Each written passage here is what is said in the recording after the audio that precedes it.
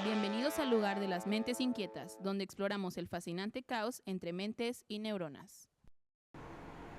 Hola dementes, bienvenidos a un episodio más. En esta ocasión estamos con la doctora Mayra Gutiérrez para hablar sobre alteraciones post-pandemia en el desarrollo infantil.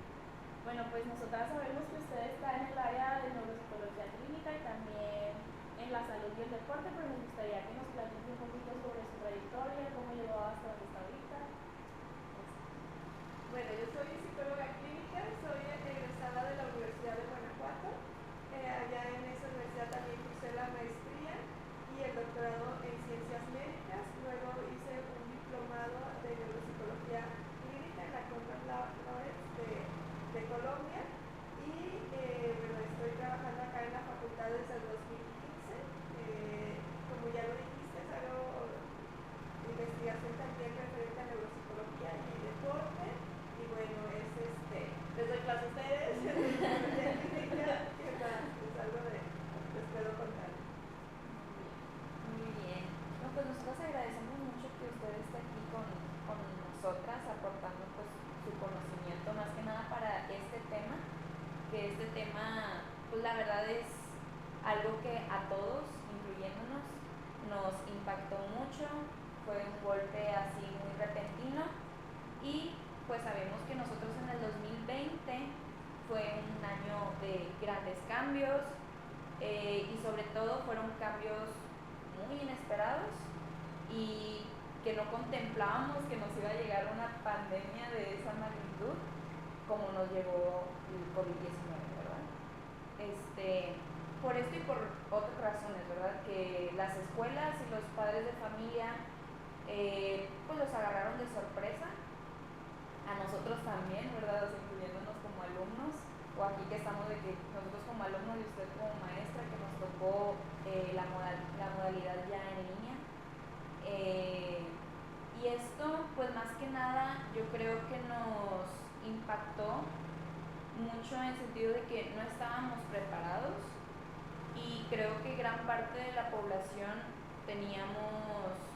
no teníamos los recursos para esta implementación en línea.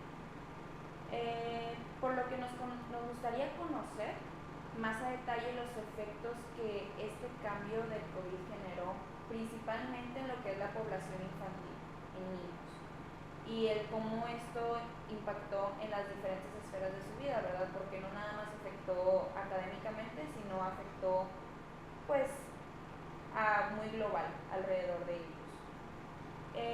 Y pues ya tomando en cuenta esto que acabo de mencionar, iniciamos con la primera pregunta, que sería que si usted realmente considera que existen tal cosa como los niños pandemia. Sí, la pandemia, valga la redundancia, tu pregunta, nos trajo muchos conceptos nuevos, como el long COVID, por ejemplo, que podemos ahí ver cuáles son las secuelas específicamente cognitivas y entre otras, por supuesto. Y este término de niños pandemia sí es un término que existe, que se utiliza para referirse a dos sectores de la población. Yo en lo personal estoy más de acuerdo en que se refiera a los niños que crecieron durante la pandemia, pero hay autores que también lo refieren a niños que nacieron durante la pandemia. Pero, ¿por qué niños pandemia? Porque son los niños que se vieron justamente afectados por el encierro, sobre todo por el encierro de casi más de un año. Entonces, a esos son a los que llamamos niños pandemia. Ok, muy bien. Ok, bueno, también nos gustaría saber, pues sabemos que la pandemia y el integrarnos a las actividades escolares trajo diferentes problemas. Nos gustaría saber principalmente qué procesos cognitivos y áreas del desarrollo fueron las afectadas. Bueno, aquí es importante señalar que depende de la edad en la que se encontraba el niño, es la afectación. Entonces podemos dividir a los niños en los niños que estaban por ingresar a la escuela, o sea, al preescolar, y los niños que ya se encontraban en primaria, porque la afectación fue diferente. En el caso de los niños en edad preescolar, o sea, de 0 a 5 años, que cuando entran al preescolar empiezan su proceso de socialización, el seguimiento de reglas, temas,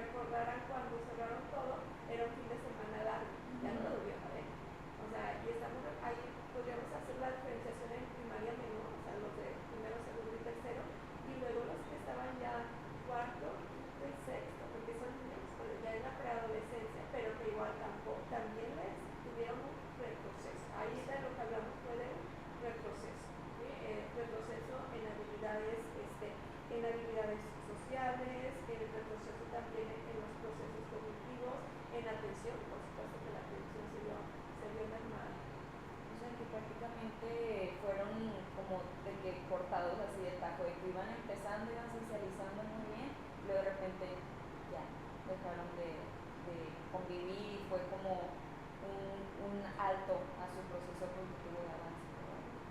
¿Y usted qué rango de edad considera que fue la que fue más afectada en este momento? Híjole, yo creo que eso nunca lo vamos a saber, pero seguramente los más afectados fueron los de 5 años, los de 5 a 6 años, los que tuvieron que empezar el tercero de preescolar, porque algunos no usan segundo de preescolar, segundo, tercero, porque pasaron a la primaria sin haber ido a una escuela. Se brincaron directo todo el proceso de las habilidades que se adquieren estando en el preescolar. Por ejemplo, el recortar, el escribir, el interactuar con los compañeros, eso lo vivieron en casa. Y si no tuvieron la oportunidad de estar en una escuela privada donde tenían las clases a diario, donde la mamá podía estar ahí, lo hicieron con la escuela en casa, que era la escuela pública, donde muchas de las veces los papás trabajan, en la mayoría de la población así fue. Entonces son niños que pues llegaron a la primaria, que podemos ver luego el desarrollo de la motricidad fina, por ejemplo, de cómo agarrar el lápiz, cómo cortar, cómo escribir. Entonces se va viendo los primeros años, regresando pues desde la pandemia, se pudieron ver esas deficiencias. O sea, hoy en día tenemos niños que tienen problemas al lenguaje, pero eso debido a la pandemia, que tienen problemas en el control de impulsos también debido a la pandemia, porque no tienen esa autorregulación ahí con los pares. También hay problemas en el seguimiento de reglas. También encontramos problemas en la socialización, por supuesto, y esto va a afectar también su vida. O sea, si no se trata a tiempo, sí, puede también mermar el aumento de ansiedad, sobre todo ansiedad social. Los niños, hablando de los niños, a mi punto de vista fueron los más afectados, pero los que ya se encontraban en tercero, que iban a pasar a primaria mayor, que prácticamente salieron ya luego de la primaria sin haber regresado a las aulas y los mandaron directo a la secundaria. Entonces ahí podemos ver más cuestiones de tipo emocional, la afectación,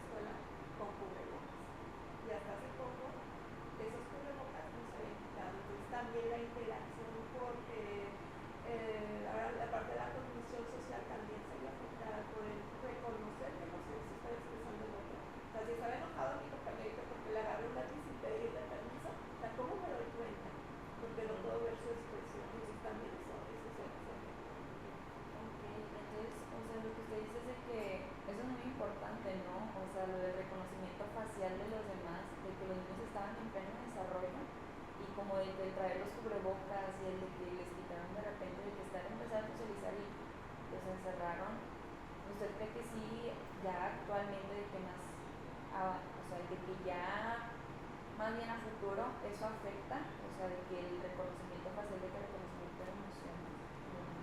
Seguramente sí les afecta para el tipo de relaciones que están estableciendo,